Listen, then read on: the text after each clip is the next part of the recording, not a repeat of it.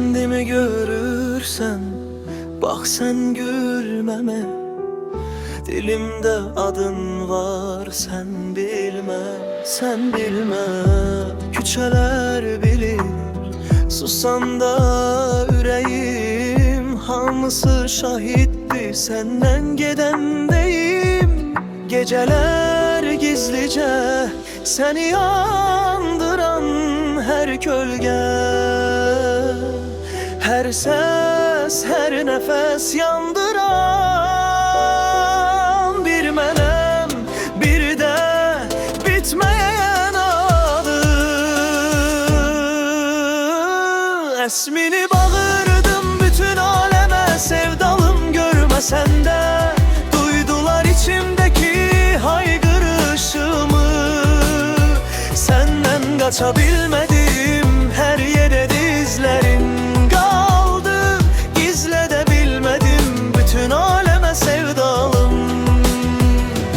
Esmini bağırdım bütün aleme, sevdalım görmesen de.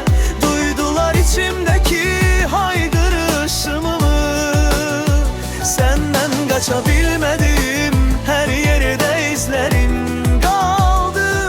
Gizle de bilmedim, bütün aleme sevdalım.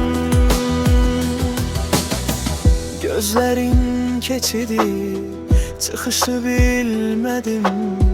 Bir defa baktım ki ömrümü vermedim.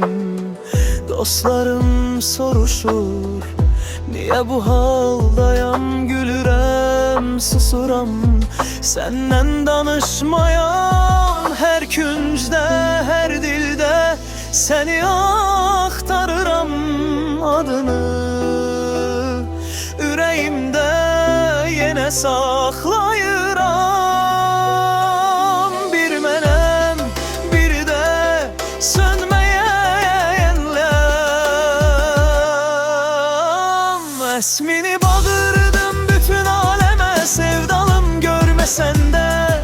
Duydular içimdeki haykırışımı. Senden kaçabilmedim, her yerde izlerin kaldı. Gizle de bilmedim, bütün aleme sevdalım.